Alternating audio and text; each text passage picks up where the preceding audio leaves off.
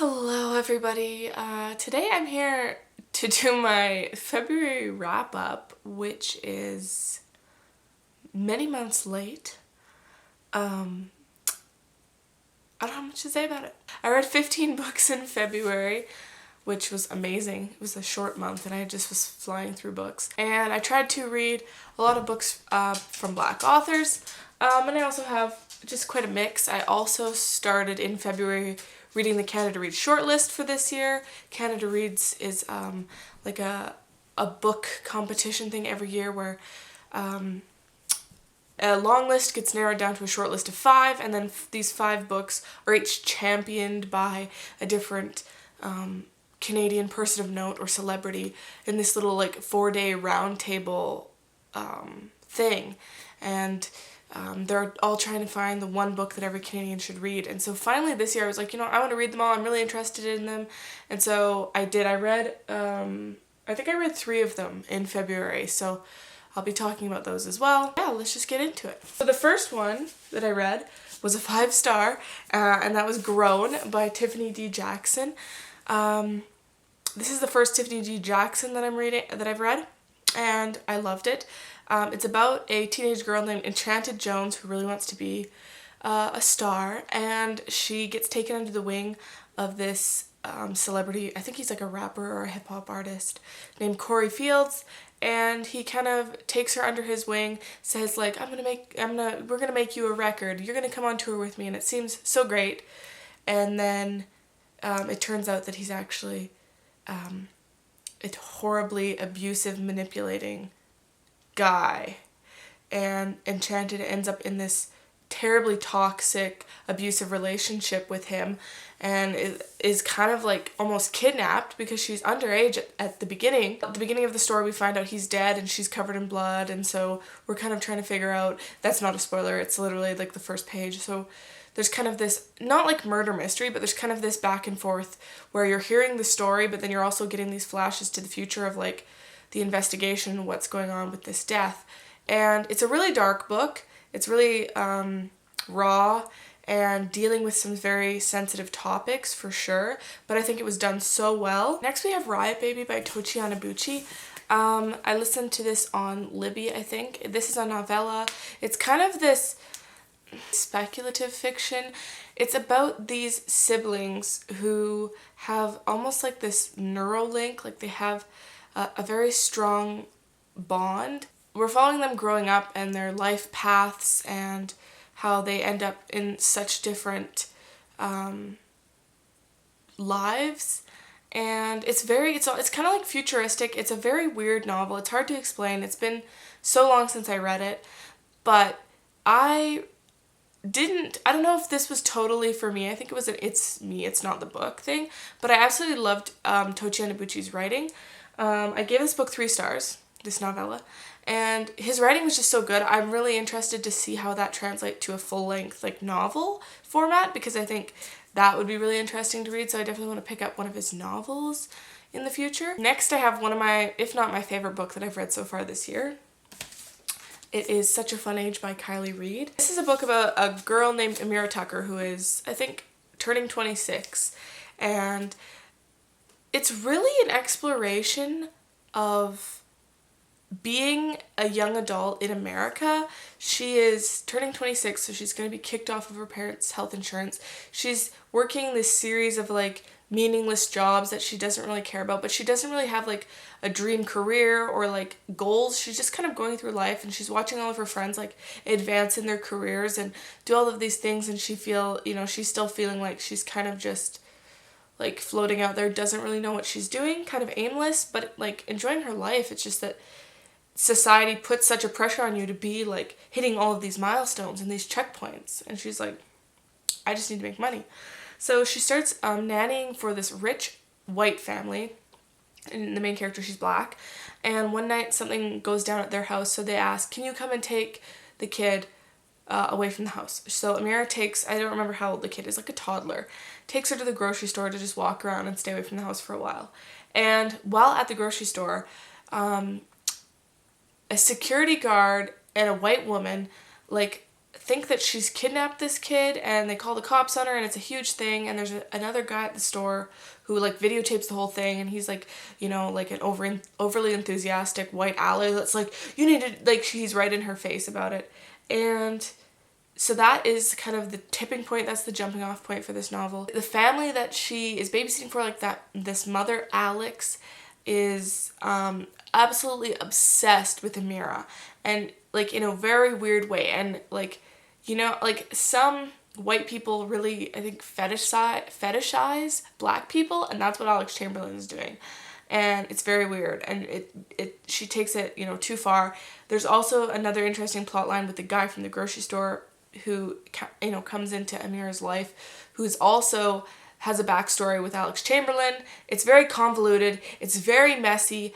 It's very much like an exploration of being like a young woman, a young black woman in the States in their like mid-20s and not really knowing where they're going in life, and dealing with, you know, racism, dealing with weird like fake allyship, dealing with just growing up. And it's just so fantastic. It is just like the way it's written, it was just so good. Such an enjoyable read. Like there's just something about the writing style and the contents of the book and like how it's all melded together so perfectly that just really clicked with me, and this has become like an all-time favorite book. I already want to reread it. Then I read a little My Sister the Serial Killer by Oyinkan Braithwaite. This is like just a little novel about these sisters in Nigeria. Yes. And one of them works in the hospital, and the other one murders her boyfriends all the time. We have one sister who's like super responsible and super family oriented, and then we have another sister who's like murderer essentially. And so the one sister always ends up having to come and like help her sister clean up these crime scenes, these messes. And when Ayula puts her sights on one of the doctors, or the doctor that works with Kurede, who she has a huge like crush on, that's when things go crazy, because she's like, oh my goodness, my sister's gonna end up probably murdering this guy that I like. And it takes off from there. It's super convoluted and messy, and it really shows like the, you know, the worst of family and how much you're still willing to cover for them and take care of them even when they're, you know, showing the worst of humanity. And there's some other interesting subplots in here, like other little things. But overall, like an enjoyable little read. It's super unique. The way that it's written is super unique. And it was a fun little read, and I give it 3 stars. I think I said little so many times in that. Then I read You Should See Me in a Crown by Leah Johnson. I wanted to pick up something that was like a fun light contemporary, because I knew I was going to be reading more. Some were like hard-hitting stories throughout the month. And also I got this audiobook on Libby. It came in and I was like, let's just do it. Like I said, I don't often click with a ton of young adult contemporary. I don't gravitate towards a ton of it. But this book was outstanding. It's about a girl named Liz who's in high school, and she has her sights set on college and has her whole like future planned out, but then the financial aid that she's counting on to get into college falls through. She ends up having to run for prom queen because their school gives scholarships to prom king and prom queen, even though that's totally not her thing. She ends up running for prom queen. She meets another girl along the way, and there's a beautiful friendship. This book is just a fun read. It's queer, it's light, but it has a sprinkling of like hard, you know, heavier hitting topics, more serious topics, but it's very much like a fun, enjoyable read. And it's just so wonderful. I honestly did not expect to love it as much as I did. It was just magical. It was beautiful. And I give it 4.5 stars. The next book I read, I also wasn't expecting to love as much as I did, because I was given this for Christmas, and I just kind of thought, like, it wasn't really on my radar. I didn't really know what it was, but I was like, I want to read it fairly soon because someone gave it to me. And it is The Henna Artist by Alka Joshi. This follows a woman named Lakshmi who, in India, who runs away from her abusive husband when she's like quite young. I think she was like 17 or 19 or something. And so she leaves her whole life behind. Her parents like her husband. She just has to disappear to get away, and she makes a new life for herself in the city of Jaipur, I believe. Yeah, becomes a henna artist to all of these like wealthy, like upper class women, and that is how she gets by. She's trying to like build a home for herself. She's making a life for herself. It's been quite, like, when the story takes place, it's been like quite a long time since she ran away. She's like 30, in her 30s now. In the beginning of the novel, her ex-husband shows up with her little sister. She didn't know she had a sister. Her sister's way younger than her. Her parents had her after Lakshmi already ran away, so she never knew her sister existed. And her parents have both died, so the little sister is an orphan. She went to the ex-husband and was like, can you please help me find Lakshmi? Like, I have no family. So she does. So Lakshmi ends up with this little sister who's like, I think 12 or 13. So she becomes like a big sister / mother to this kid that she never even knew. Her ex-husband is skulking around, like, trying to get money out of her. She definitely is a henna artist, but it's also sometimes a front for her, helping them with birth control and abortions. And so that's like a thing that she does as well, and helps these women who have nowhere else to turn to. And so that's definitely a topic in this book. Sisterhood and that kind of relationship is a big part of the book. It starts out so lovely and they have such a great relationship, and slowly, you know, it becomes more and more complicated.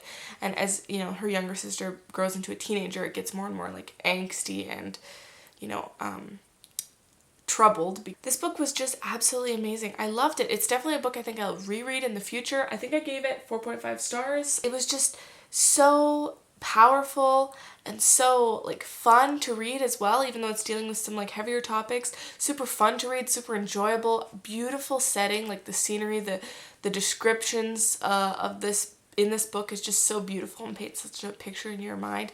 And it was just really well done, and I'm so glad that I got given this for Christmas, because I don't know if I would have picked it up otherwise, and I just loved it. Next we have the first of the Canada Reads shortlist that I picked up, and that is Two Trees Make a Forest by Jessica J. Lee. This is a memoir of sorts. It says, in search of my family's past among Taiwan's mountains and coasts. So this is a memoir, but it also is like heavily focused on the environment and like nature. Forests, mountains, the environment of Taiwan. So there's like quite a like interesting combination. And I actually, this is like my second favorite of the shortlist that I read, and I was surprised that it didn't get farther in the competition. I think it was eliminated first. But I think it was because a lot of people didn't like how much it was focused on nature. But I actually loved that. I felt like it was such a beautiful thing to incorporate nature and the power of being outside into a memoir. Like, it was a beautiful blend. And so this basically is following Jessica as she returns to Taiwan, kind of trying to seek out, you know, the stories of her family.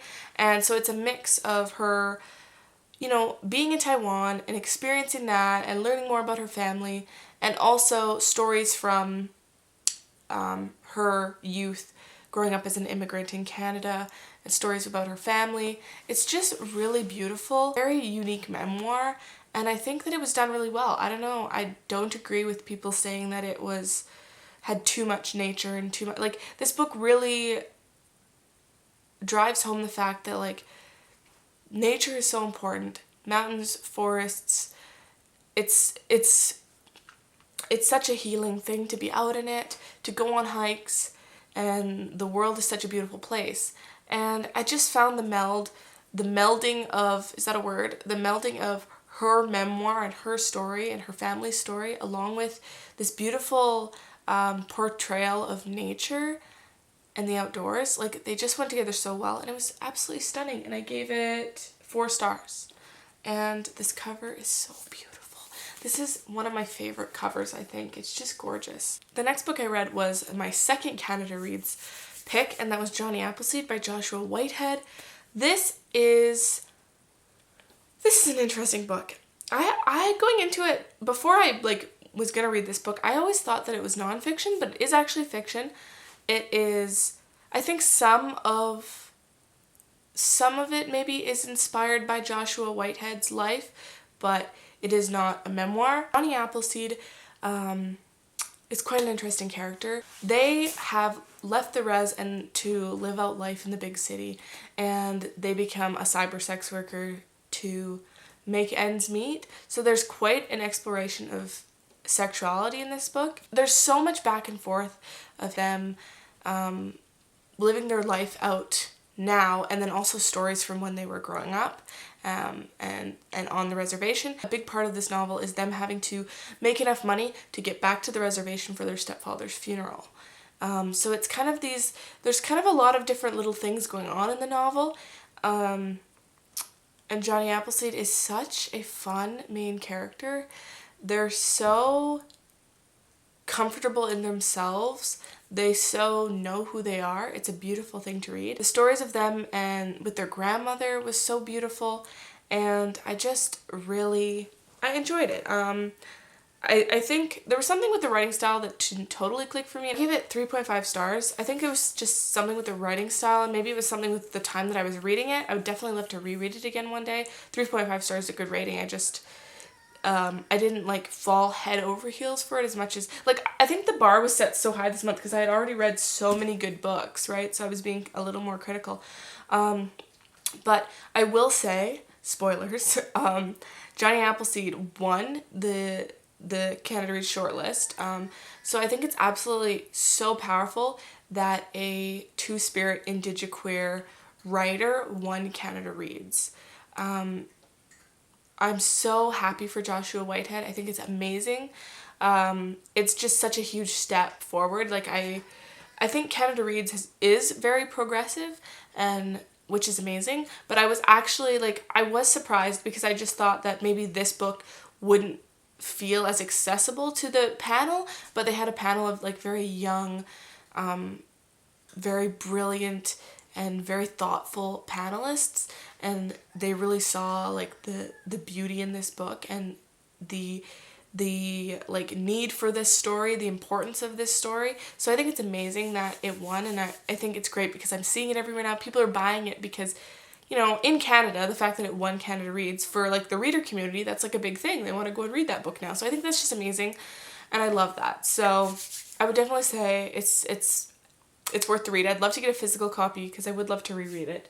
The next book is Men We Reaped by Jesmyn Ward. This is a memoir about Jesmyn Ward's, like, I guess some of her, like, youth growing up. It more so focuses on 5 men that she's known in her life that have died, either by accidents or suicide or murder. And so each little section of the book kind of explores the different time in her life when these men were in her life, men and boys, and what was going on, and really gives a dive into who they were and who they were in her life. And then also talks about how they were lost, how they died, and how it impacted her and her family and her friends. So it is a super heavy-hitting read. It's super hard. Like, I cried. I did cry, I think, because one of them was her brother, and I didn't even really realize it until I was getting, like, halfway through the novel, and I realized that the last section is dedicated to her brother, like, her brother's story and losing him. And this book was so impactful. It was written in a very accessible, digestible tone, very palatable reading experience. The reading experience was easy, the actual words, the subject matter was the hard part. She shared so much of her life and these men's lives, and I'm so grateful that she shared her story with us, and I'm so impressed that she was able to do that. I don't know how I would ever do that, how I could ever write a book as powerful as this, sharing the stories of people that were so important to her that she lost. And it's such an important book. I feel like this is, like, a must read. It was so gut-wrenching. And I would reread it, honestly. And I definitely need to pick up more books by her because I know she has a few non-fictions. Oh, and I give it 5 stars. Next I have On the Come Up by Angie Thomas. This is in the same world, in the same, like, vein, in the same neighborhood as The Hate U Give. This one follows a character named Bree who just wants to be a rapper. Her father was an underground hip-hop legend who died before he could really make it big. And so she's kind of following his footsteps, and she wants to anyway, but to actually make it big. So she ends up going to this like underground rap battle, and she's absolutely amazing. And oh my goodness, if you listen to the audiobook, I think Bonnie Turpin probably narrates it. She's an amazing narrator, and it is so good. And the raps, Bree's raps, incredible. Like Angie Thomas, her writing, what? She starts writing these raps to try and fit in with this like more like harder crew, this harder group of people. So she starts writing about like shooting people and having guns and things and rapping about that. And people are like people close to her, her friends and family, are like, what the heck are you doing? Like, you do not want to get involved with this. And then all these other people in like this underground rap scene are like, hell yeah, that's, I don't remember what her dad's name is, but they were like, that's his daughter. So she ends up getting to record a song or a record, I can't remember, I think it's just a song, and it ends up going big, and it sparks a lot of controversy because it's this song about like shooting people and stuff. And so she ends up in the middle of this controversy, but she's trying so hard to make it big, right? So she's willing to do anything to make it big. So, but like, at what cost? I think I even love this more than The Hate U Give. And like I said, I've probably said a couple times, I'm not a huge contemporary reader, but Angie Thomas can do no wrong in my book. I've now read all 3 of her books, because I've read Concrete Rose recently, and they're all amazing, and she is such an incredible writer, so talented. Like, Angie Thomas tells stories that really need to be told and that people should be reading, and she does it so well, and I'm in awe. I'm amazed. 5 stars. I realized that I didn't really have a ton of non-female representation this month in terms of my books by Black authors that I was picking up, so I picked up All Boys Aren't Blue by George M. Johnson. This is, I want to say memoir, but I think it's a series of personal essays is what it says on Goodreads, and it is this collection of stories from when George was growing up, being a queer Black boy, and, you know, a lot of different memories, stories from, you know, him facing trials and tribulations, if you will. We explore like him getting bullied, his relationship, memories with his grandmother, his first experiences exploring his sexuality. So we kind of follow him from childhood into like college age, I think. And it's a really beautiful book. I gave this 4 stars. It was a really stunning collection. And again, like, I'm always so thankful that people, and I'm so in awe of people sharing their like truest selves with readers, sharing their own personal stories and their like parts of their lives. It's amazing to me. So I highly recommend. It's a beautiful read. And that's all I have to say. That's all I have to say. The next book I read was Difficult Women by Roxane Gay. I've had this book on my shelf for years, so I was like, you're going to read it. And I finally did. I actually thought that this was nonfiction for a while, but it isn't. It is a series of short stories, all following like these different people, mostly women, and like different human experiences and relationships. And it's gritty. It is gritty. It is very fascinating. Like, it's quite an interesting read. There's a lot of different stories, and so there's something like for everyone. But with most short story collections, and I'm not a huge reader of short story collections, like with most of them, you know, you have stories that you really like and stories that you don't really click with. So I rated this 3.5 stars because I definitely think the majority of the stories were ones that were like amazing. And now I've actually had a taste of Roxane Gay's writing because she's kind of a prominent person on the internet. She does Goodreads reviews, she's on Twitter a lot. I'm always seeing people picking up her books, and so finally now I know like a little snippet of Roxane Gay's writing, and I love that, and I definitely want to read more by her in the future.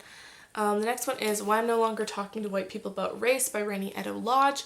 This is a nonfiction look at, it's kind of a Rainey Edo Lodge's take on the Black experience in the UK, and she also dives into a lot of historical stuff. Like there's a lot of history elements in this book, which I found really interesting and I didn't really expect. So that was fascinating because I feel like I learned, and I feel like so this book was like very impactful with its point of view, but it was also educational, very educational, and like that was amazing. It was a great mix of the two. Ready Out Lodge is a fantastic writer. You know, we can all be learning about different experiences from around the world, right? We don't want to be too like US centric. I'm Canadian, but like you know, the Western world is very US centric, and I think that can be harmful. We definitely need to explore, you know, like everyone's reading, you know, nonfiction books about the Black experience in America right now, which is amazing.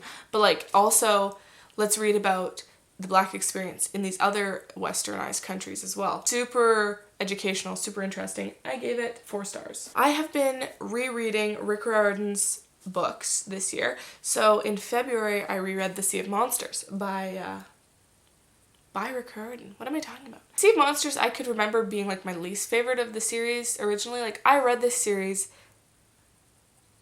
more than 10 years ago and I haven't reread it. So I was very interested to see how I feel. I was a little nervous, but I can tell you because we're months later, I've reread the whole thing now and I absolutely loved it. They were all 5 out of 5 stars. I changed my original rating on this one to 5 stars because I think I had it at 4, but I'm like, I enjoyed this just as much as the other 4 books in the series. I don't know why originally I didn't like it as much. For some reason back when I was like 12, I didn't like it as much, but it's one of the best decisions I could have made in reading wise this year to reread these books because it was so good. It was so enjoyable. Like it's been like a little bright spot in my month where I'm like, I know, like no matter what's going on, I'm gonna have one of these books to like brighten up my week or whatever, and it's amazing. And obviously, if you don't know what this series is about, it's about like a boy who finds out he's a demigod and his father's Poseidon, and he goes to this camp for demigod children, and he goes on a lot of quests, and there's always these plots to like end the world and stuff, and him and his friends have to stop. It's just such a good middle grade series. And granted, I haven't read a ton of other middle grade, and I definitely need to expand more because you know, my middle grade choices are very whitewashed, and they're also kind of old. Let's be real, you know, like there's a ton of new and cool and innovative and unique middle grades coming out, and I definitely do need to pick up some because I'm enjoying having a little sprinkle of middle grade in my reading here and there. It's been great. The last book that I read in February was Butter Honey Pig Bread by Francesca Equiasi. This was my 3rd Canada Reads pick of the month. This was my favorite, I think, of the 5. I want to get a copy of this book because I really would love to reread it and also just own it. It's such a beautiful cover, and so I do need to pick up a copy of it somewhere. But this is a very, I don't even know how to explain it. It's kind of this dual triple narrative. We have a Nigerian woman named Kamburinachi. She's a little bit in the story, but it more so focuses around her twin daughters, Kehinde and Tai.